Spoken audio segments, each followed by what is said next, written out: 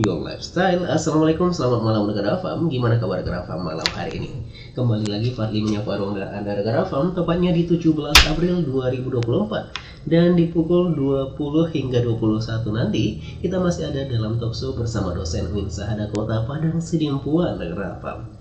Dan di malam hari ini alhamdulillah rekan Afam sudah hadir di studio kita dosen atau narasumber kita ya rekan Afam. Langsung aja Fadli sapa. Assalamualaikum Bapak. Waalaikumsalam warahmatullahi wabarakatuh. Iya rekan Afam, di sini ada dengan Bapak Yarham. Ya rekan Afam ya, yang kita tahu dosen salah satu fakultas. Satu fakultas atau dua nih Bapak? Satu fakultas ekonomi dan bisnis ya Bapak ya. Wah, jadi ini kita sudah datangkan ya dari UIN-nya rekan Afam. Gimana kabarnya Bapak kita? Alhamdulillah sehat. Katanya baru habis perjalanan ya Bapak. Iya, betul sekali. Baru nyampe tadi. Ya, baru nyampe tadi udah langsung mengudara rekan FM ya, udah langsung ini berangkat lagi nih pakai pesawat Raw FM. Oke, di malam hari ini kira-kira kita bakal bahas tentang apa ini Bapak? Pentingnya ilmu pengetahuan tentang Islaman atau Islamnya. Oke deh, jadi rekan Afam di malam hari ini kita akan membahas tentang pentingnya ilmu pengetahuan tentang keislaman atau Islam rekan Afam. Jadi sebelum kita ke materi, Fadli mau nanya dulu sedikit Bapak ya. Latar belakang untuk mengangkat materi ini apa gitu? Oh begini, sebenarnya dasar saya mengangkat judul ini adalah atau pembahasan materi pada malam hari ini, di mana sebenarnya kita umat Islam tentunya kita yakin bahwasanya memang kita beragama Islam. Tapi masalahnya adalah kita tahu nggak kenapa kita harus beragama Islam? Kenapa kita Islam? Dan bagaimana sebenarnya orang Islam itu?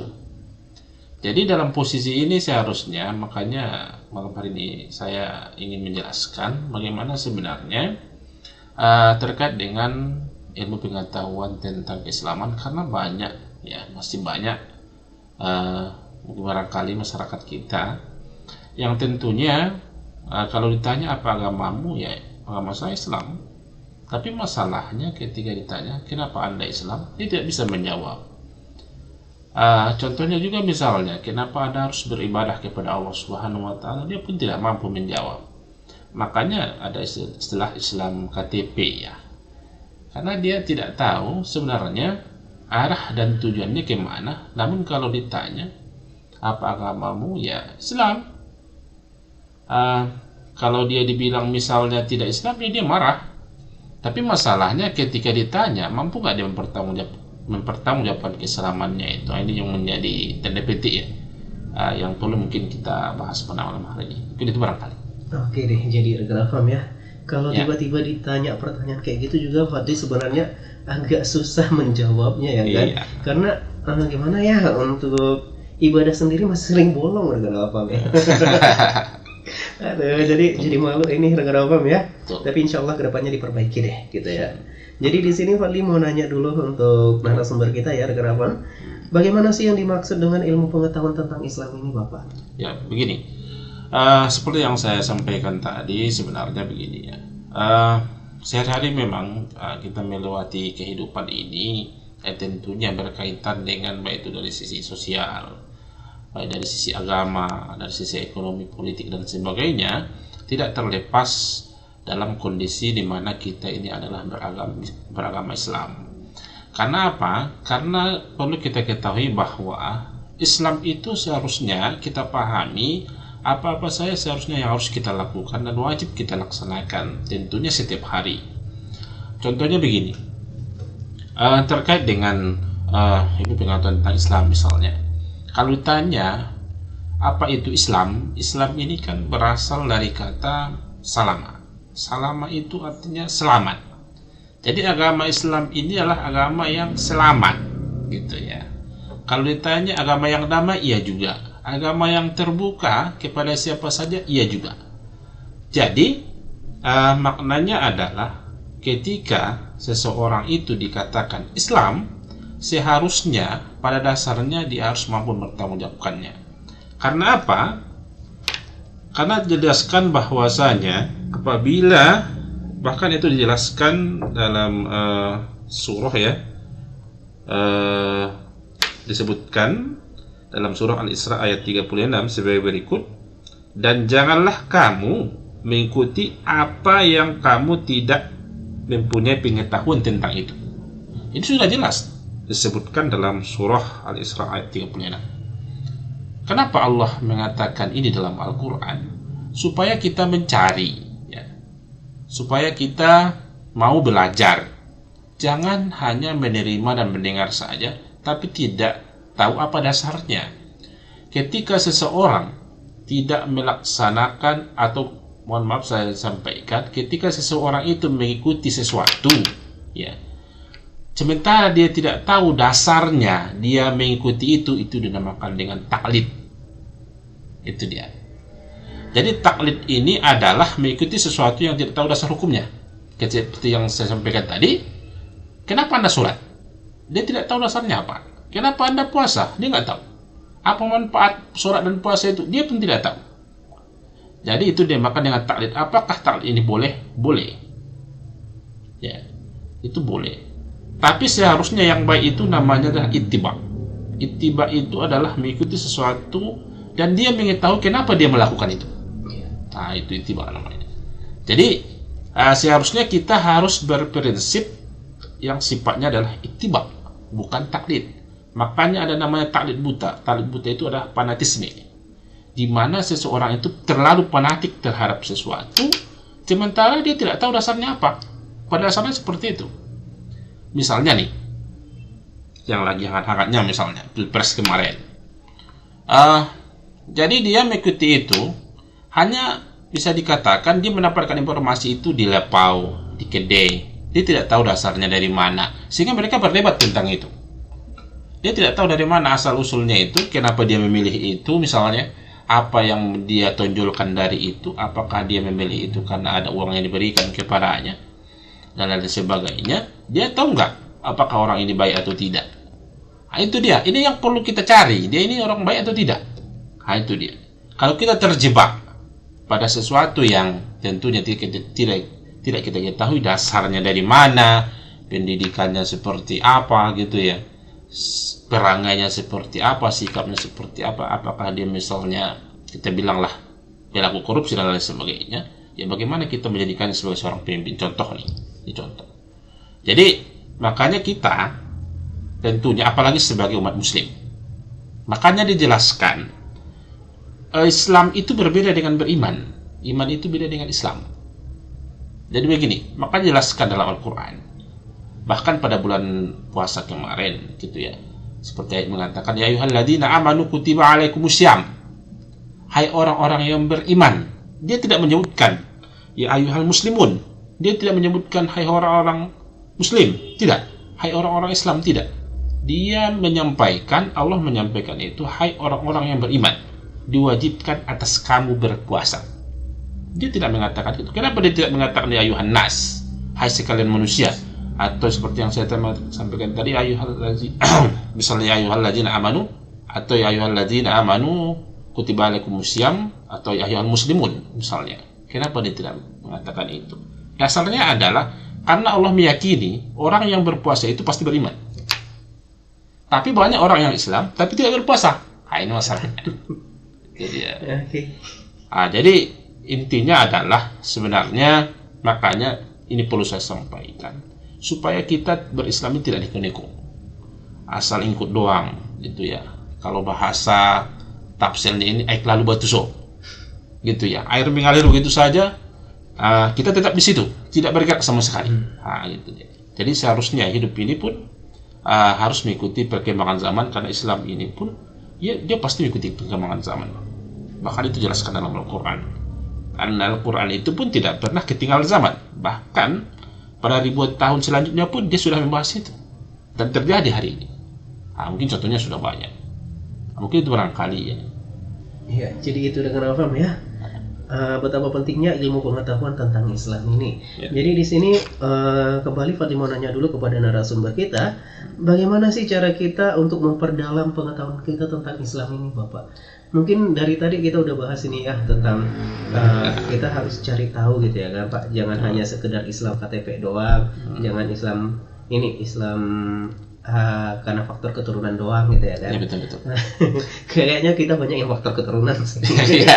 Ya. Karena mama papa kakek nenek muslim ya, kita muslim Muslim, juga ya, betul Pak. sekali. Tapi untuk dari segi ibadahnya mungkin kita masih kalah sama mama atau sama nenek gitu ya. Iya, iya. Karena orang zaman dulu pasti ibadahnya lebih kuat dibandingkan kita yang sekarang ya. Ya, pasti. Waduh.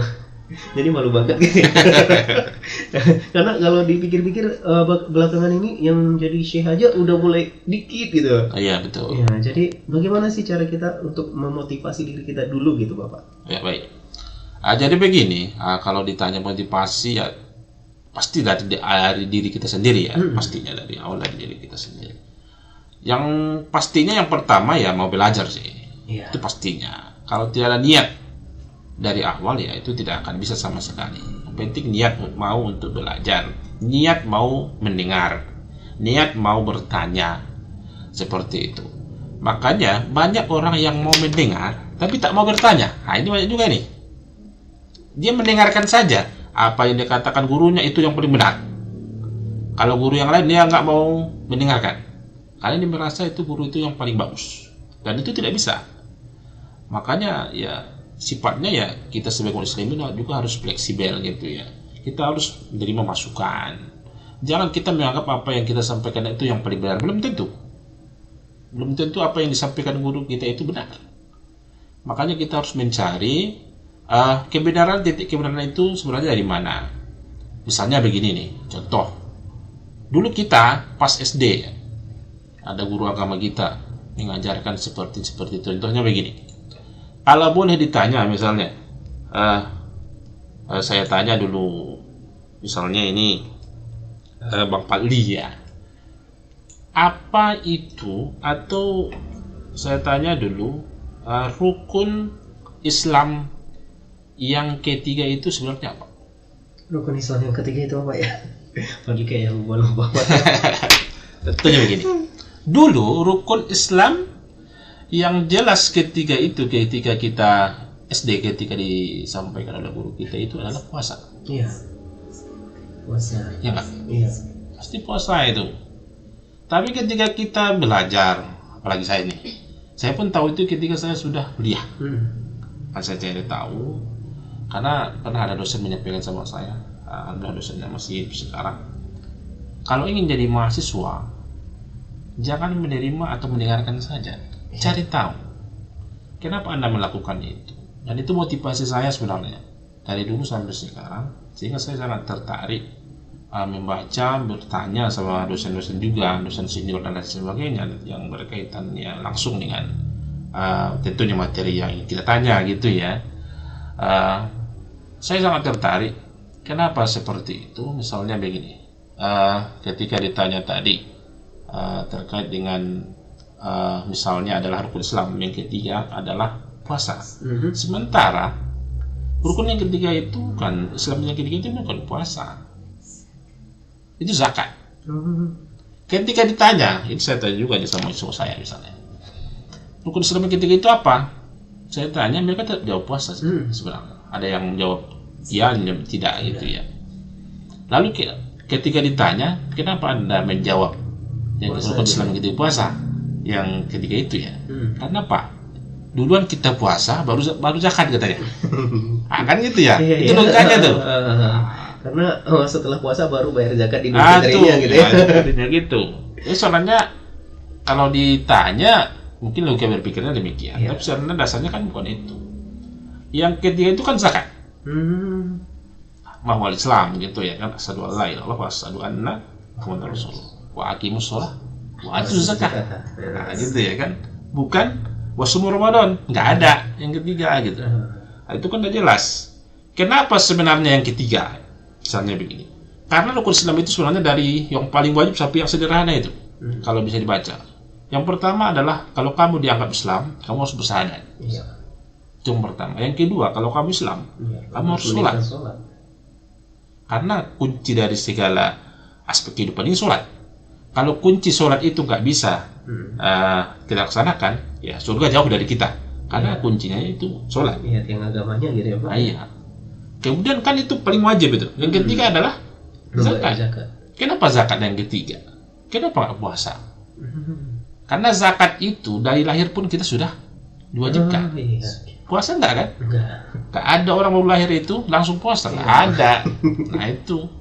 Makanya yang ketiga itu adalah zakat. Yang keempat puasa, yang kelima baru haji bagi yang mampu. Nah itu kan dari, kalau kita runtutkan, itu kan dari yang paling wajib sampai yang sederhana. Nah gitu dia. Jadi makanya sebenarnya perlu kita pahami, sebenarnya kan kalau kita mau belajar tidak ada yang sulit. Tetapi ketika ditanya tadi apa motivasi yang harus kita laksanakan, ya berawal dari diri kita mau atau tidak. Kemudian yang jelas adalah kita mau belajar bertanya kepada orang yang tahu. Jangan pula salah guru. Nah ini yang salah nih. Yang salah gurunya ini masalah, ya kan? Sehingga apa yang sampaikan gurunya tadi saya sampaikan, nah itu yang paling benar. Nah ini masalah juga ini. Nah itu dia. Nah makanya kita umat muslim yang tentunya yakin dengan Allah Subhanahu wa taala, yakin dengan Nabi Muhammad SAW, dengan syahadatnya, kita harus yakin tentang itu, tapi tidak boleh sebatas yakin. Kita harus cari tahu. Itu dia. Makanya kita dituntut untuk menuntut ilmu. Karena itu dijelaskan kan dalam Al-Quran. Tulabul ilmi faridatun ala kulli muslimin wa muslimah. Menuntut ilmu itu wajib bagi setiap laki-laki dan perempuan yang muslim. Sudah jelas itu disampaikan. Bahkan disampaikan juga, kalau Anda ingin bahagia, ya tuntutlah ilmu. Kalau Anda ingin bahagia di dunia, tuntut ilmu. Kalau di akhirat juga tuntut ilmu. Baru di dunia fa'ala ilmi ilmi wa an arul akhirat fa'ala ilmi wa man aradahuma fa'ala. Kalau kamu ingin bahagia di dunia, ya tuntutlah ilmu itu. Kalau ingin bahagia di akhirat, ya harus dengan ilmu. Kalau ingin dua-duanya, ilmu juga. Jadi makanya tidak ada alasan seseorang itu tidak mau menuntut ilmu, karena ilmu itu di mana saja ada. Tidak harus di sekolah kan? Di mana saja ada. Yang penting kita mau belajar. Nah, mungkin itu barangkali seperti ya. Iya, jadi itu dia rekan Afam ya. Intinya kalau memotivasi diri sendiri, mulailah dari diri aja belajar ya. Pastinya. Cobalah untuk bertanya pada sesuatu hal ya.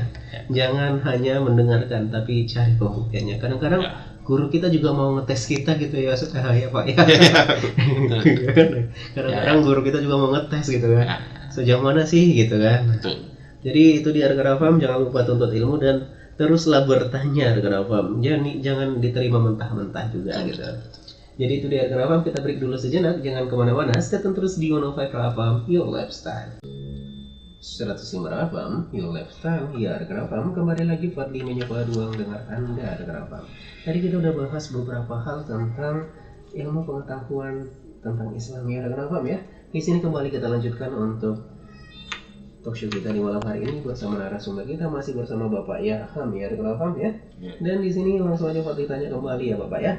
Apa saja sih ilmu pengetahuan dalam Islam yang perlu kita ketahui gitu Bapak? Oh baik. Ini yang perlu saya jelaskan ya. Yang pertama adalah bagaimana sebenarnya komitmen kita sebagai seorang muslim. Iya. Yang pertama adalah mengimani dan meyakini sepenuh hati bahwasanya agama kita adalah Islam. Kenapa? Ini sudah dijelaskan dalam surah Ali Imran ayat 19 sampai berikut, bahwasanya sesungguhnya agama yang diridhai oleh Allah adalah agama Islam. Nah, ini menurut keyakinan kita.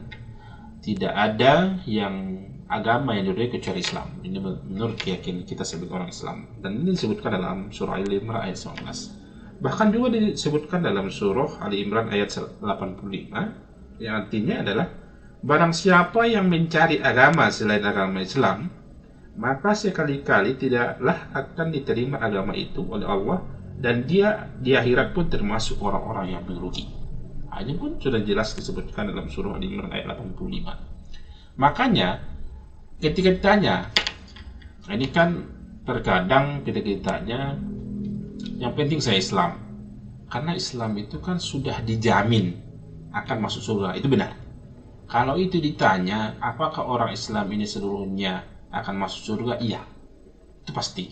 Selama dia meyakini bahwasanya dia adalah beragama Islam, dia yakini Allah Subhanahu Wa Taala, dia yakini Nabi Muhammad SAW, maka dia pasti masuk surga.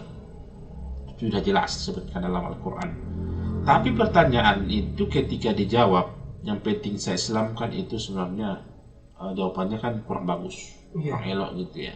Berarti secara tidak langsung ini mengatakan dia ingin mencoba neraka, kan gitu ya, pastinya. Nah itu dia, jadi dia ingin mencoba bagaimana itu siksa neraka, sehingga dia mengatakan yang penting saya Islam, nggak perlu lagi yang lain. Nah itu dia, makanya kita harus yakin dengan sepenuh hati bahwasanya agama Islam ini adalah agama yang paling benar. Agama yang tentunya yang paling diridhoi Allah Subhanahu wa taala dan yang diterima oleh Allah Subhanahu wa taala. Makanya kita harus yakin 100% sepenuh hati terhadap agama Islam. Makanya terkadang orang goyah ya karena keyakinannya kurang. Ketika memang benar, al-imanu yazidu wa yanqus. Iman itu bisa bertambah dan bisa berkurang. Itu benar. Karena kan iman itu bisa fluktuasi ya, bisa naik dan bisa turun. Nah, tergantung kondisi sih sebenarnya. Kalau dihadapkan pada kondisi tertentu ya, mungkin kalau kita dihadapkan pada uang ya iman kita lemah gitu ya, bisa jadi ya gitu ya. Tapi dalam hadapkan nanti dengan ustadz ya kita sudah sadar kembali gitu. Makanya terkadang kita mendengarkan ustadz kita sadar, habis itu pulang nggak ada lagi. Nah itu terkadang yang sering kita lakukan gitu ya. Kemudian yang kedua adalah seperti yang sampaikan tadi adalah komitmen kita harus mampu rajin mempelajari Islam. Nah ini dia. Jadi tidak ada kata lelah dalam mempelajari Islam. Kita mempelajari sejarah kenabian Rasul. Kita mempelajari asbabun nuzul, asbabun wurud. Semua kita pelajari. Tentunya bagaimana cara mempelajarinya? Tentunya dengan banyak membaca itu pastinya.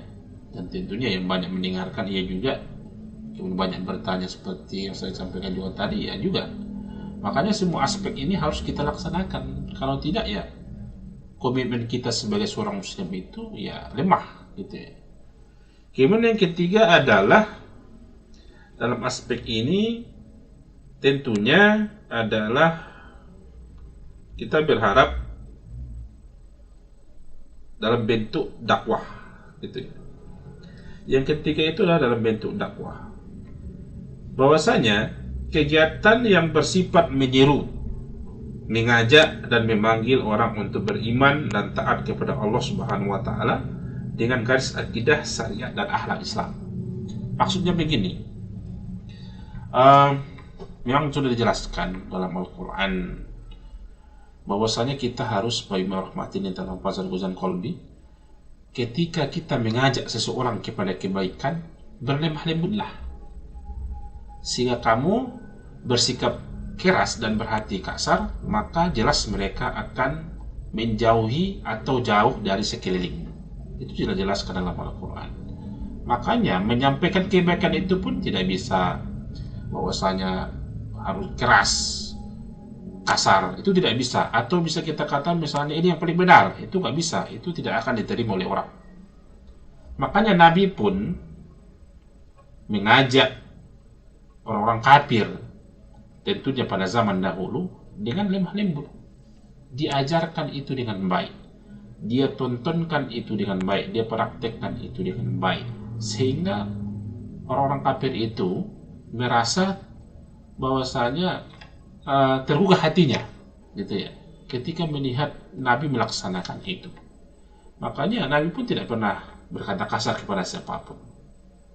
Mungkin kita yang barangkali ya, apalagi mungkin seorang ayah yang sering bicara kasar sama anaknya gitu ya, atau bisa jadi kita seorang guru atau dosen terkadang kasar terhadap bahasanya ya, terhadap mahasiswanya bisa jadi gitu ya.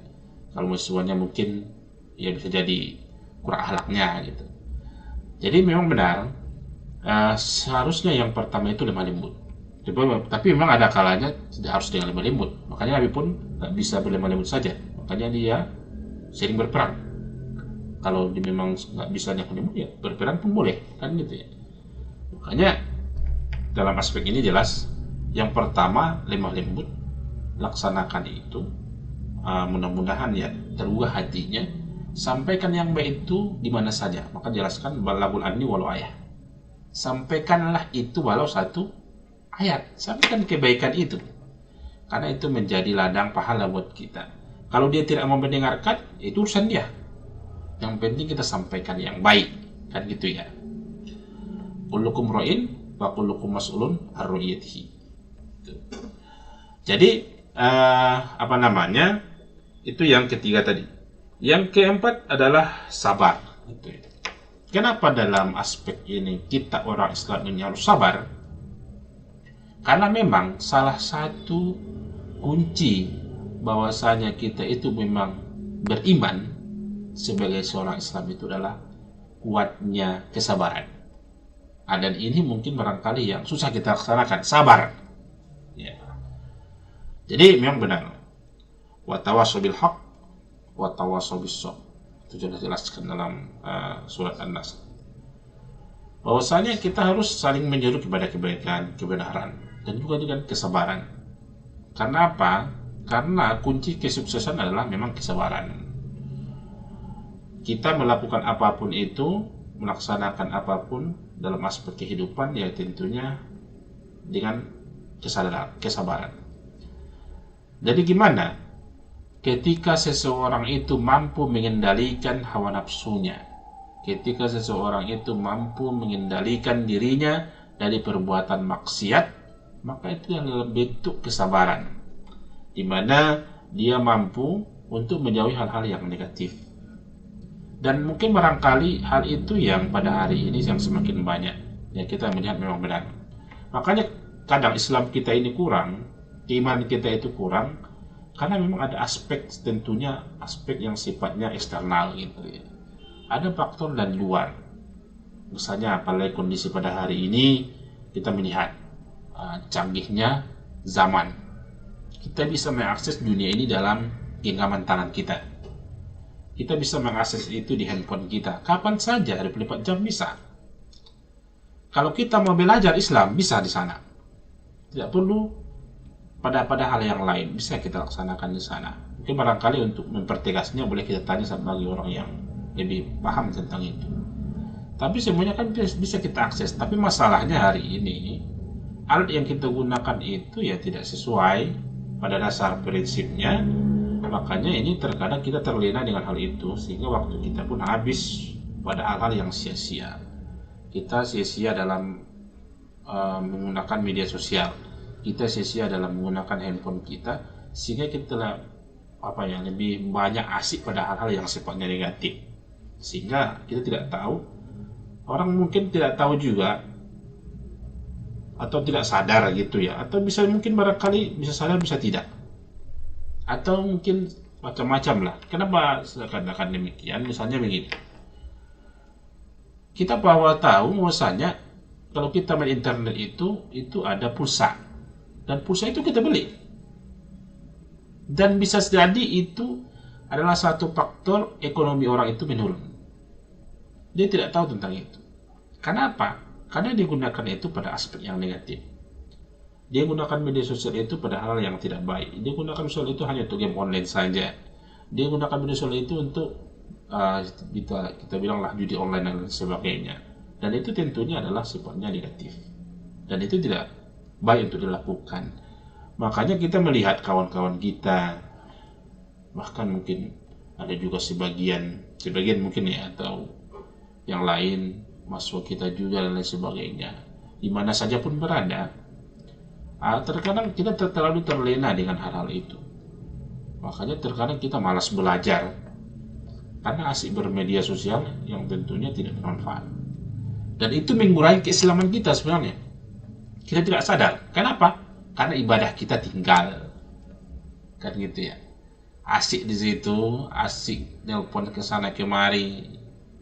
Ya, asik menggunakan Facebook, Instagram, TikTok dan lain sebagainya. Dan tentunya itu sangat merugikan bagi diri kita, merugikan keuangan juga, merugikan waktu kita juga, sia-sia hidup kita ini.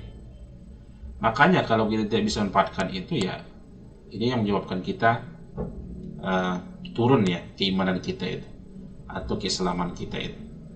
Makanya pada hari ini kalau saya melihat gitu ya, kalau kita teliti sebenarnya salah satu aspek keislaman orang itu rendah, turun, karena salah satunya adalah faktor-faktor yang terkait dengan perkembangan zaman yang tentunya adalah menggunakan atau kurang bijak dalam menggunakan media sosial.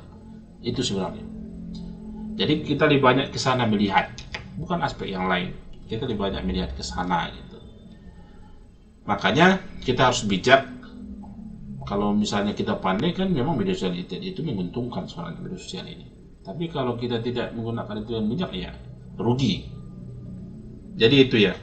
Jadi kita berharap mudah-mudahan dengan kita yakin memang kita tidak mengatakan bahwasanya Islam kita ini 100% tidak. Kita tidak mengatakan kita orang yang paling baik, tidak. Karena yang mengukur kebaikan itu Allah Subhanahu wa taala, bukan kita. Karena yang mengukur kebaikan kita itu bukan orang lain. Karena masalahnya terkadang hidup kita ini terlalu bertumpu kepada orang lain sehingga kita terlalu sibuk mengurus dunia. Nah, ini masalahnya nih. Karena kita berukuran terhadap penilaian orang lain. Ya.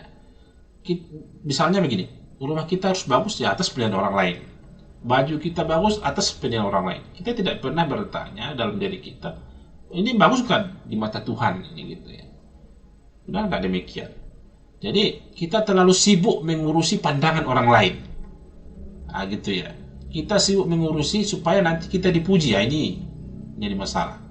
Makanya kita senangnya hidup. Ya, kita hidup ini untuk mencari pahala dan ridhonya Allah Subhanahu wa taala, bukan ridhonya orang lain. Tidak, tapi yang benar, kita harus tetap menjaga hubungan kita sesama umat muslim. Kita harus menjaga hubungan kita sesama tetangga, gitu ya. Khairun nas anfa'uhum linnas. Orang yang baik adalah orang yang bermanfaat bagi orang lain, bukan yang merugikan orang lain. Nah, gitu ya. Jadi mudah-mudahan ya, kita berharap mungkin barangkali bisa jadi ya ibadah kita bolong-bolong, kelakuan kita masih banyak yang sifatnya maksiat, kita masih banyak melakukan hal-hal yang tentunya merugikan diri kita sendiri. Ya marilah kita mulai merubah itu secara perlahan. Mudah-mudahan ya ada perbaikan dalam diri kita, dan mudah-mudahan atau materi yang saya sampaikan pada hari ini menggugah hati kita. Tentu saya diri pribadi saya sendiri yang menyampaikan. Mudah-mudahan ya dengan adanya ini kita berharap kita lebih dekat dengan Allah Subhanahu wa taala, lebih memahami bahwasanya hidup ini hanya sementara dan tidak ada kata lain. Hidup ini adalah untuk mencarinya ridhonya Allah Subhanahu wa taala, mencari pahala, dan tentunya adalah dengan kegiatan ibadah yang bersifat positif. Dan mudah-mudahan harapan kita bersama, kita sebagai umat muslim ya ditempatkan pada posisi yang terbaik oleh Allah Subhanahu wa taala. Mungkin itu barangkali. Iya, jadi itu dia rekan Afam ya. Diikuti nih saran dari Bapak Emir Hamnya ya rekan Afam ya, untuk meningkatkan keimanan kita tentunya ya. Karena tadi kata Bapak itu seperti kita kutip, iman kita itu fluktuatif ya rekan Afam. Ya. Bisa naik bisa turun. Bisa naik bisa turun ya. Kayak susah banget itu untuk mempertahankannya untuk terus-terus ya Bapak ya. Betul. Jadi bagaimanapun tapi kita harus tetap berusaha juga rekan Afam, kalau bisa naik-naik terus lah, jangan turun-turun lagi gitu ya. Supaya surga bersama kita gitu rekan Afam ya. Amin amin. Amin ya rabbal alamin. Jadi demikian ya rekan Afam untuk talk show kita di malam hari ini. Semoga menambah ilmu wawasan kita ke depannya dan meningkatkan keimanan kita tentunya rekan Afam. Jadi sebelumnya Pak juga tidak lupa memohon maaf apabila ada kesalahan kata baik yang disengaja ataupun yang tidak disengaja rekan Afam. Namun sebelumnya mau salam-salam dulu atau mau ada yang disampaikan lagi nih Bapak? Oh iya. Tentunya ya saya berterima kasih ya. Ini saya sampaikan aja setiap podcast ini ya. Iya. Atau podcast ya. Yang pertama jelas saya sangat bersyukur pada Allah Subhanahu wa taala, hubungan kita usaha perang selingkuhan dengan Roy ini masih terjalin dengan baik alhamdulillah. Dan kita juga sangat bersyukur sebagai seorang dosen, tentunya kawan-kawan dosen juga bisa diundang di sini, sangat bersyukur sekali dan berterima sekali tentunya kepada pihak Roy pimpinan dan seluruh karyawan, dan mudah-mudahan ini tetap berjalin dengan baik. Dan alhamdulillah responnya juga sangat bagus sekali dan sangat tentunya ya kami sangat berterima kasih banyak. Mudah-mudahan ini tetap terlaksana sampai kapanpun gitu ya, kalau bisa sampai kiamat gitu ya. Sampai kiamat gitu. Dan mungkin barangkali kalau titip salam ya tentunya ya, kalau saya ya mungkin barangkali nggak pernah saya sampaikan ini karena saya asli orang Pasaman gitu ya, saya asli orang Pasaman Barat. Asli desa saya sebenarnya desanya kecil itu, namanya Desa Paroman atau Paraman Ampalu. Saya tinggal di sana Dan alhamdulillah memang kesuksesan itu tidak berasal dari desa kita yang terpencil. Jadi kalau ingin sukses ya kita sendiri, tergantung orangnya bukan tempatnya. Dan mudah-mudahan alhamdulillah sampai hari ini, walaupun kita dari desa kecil yang ada di Pasaman Barat, Kabupaten Pasaman Barat, Provinsi Sumatera Barat, walaupun di sana ya kita orang Mandailing asli sebenarnya. Yang di sana banyak suku, ada Jawa, Minang tentunya, dan kita orang Mandailing dari Pasaman Barat nanti ya. Dan alhamdulillah memang kita tetap rukun damai, dan kita tetap menjalin kerjasama dengan baik, dan berharap mudah-mudahan dengan adanya ini motivasi juga ini sebenarnya bagi adik-adik kami, tentunya mudah-mudahan bagi mahasiswa kami juga agar tetap rajin belajar, rajin mempelajari Islam itu sendiri, karena kita yakin dan percaya, apalagi mahasiswa ini kan kita bilang ya sebagai agen perubahan, membawa kabar yang baik, bisa menyampaikan baik kepada keluarga kita, kerabat kita dan lain sebagainya. Dan mudah-mudahan ya nantinya ya mahasiswa kami juga ya mudah-mudahan yang menjadi orang yang sukses gitu. Itu harapan kita. Mungkin itu barangkali dari saya, titip salamnya, dan sekali lagi saya ucapkan ribuan terima kasih, dan mudah-mudahan ya ini tetap berlanjut dan kita akan berjumpa kembali tentunya. Dan mudah-mudahan yang tentunya adalah doanya, karena kita hidup ini ya taqabbalu minna wa minkum taqabbal ya karim. Dalam walaupun kita ini masih dalam suasana bulan Syawal, hari raya Aidil Fitri, mudah-mudahan tentunya kita masih dalam kondisi yang bersih gitu ya. Dan mudah-mudahan iman dan ketakwaan kita itu bertambah bukan berkurang. Karena mudah-mudahan ya, kita berharap, kita berdoa mudah-mudahan kita nanti dipertemukan pada bulan Ramadan dan Idul Fitri bulan yang tahun yang akan datang. Jadi itu barangkali dari saya. Mungkin barangkali saya tidak dapat saya sampaikan. Terima kasih atas atensinya. Billahi taufiq wal hidayah. Wassalamualaikum warahmatullahi wabarakatuh. Waalaikumsalam warahmatullahi wabarakatuh.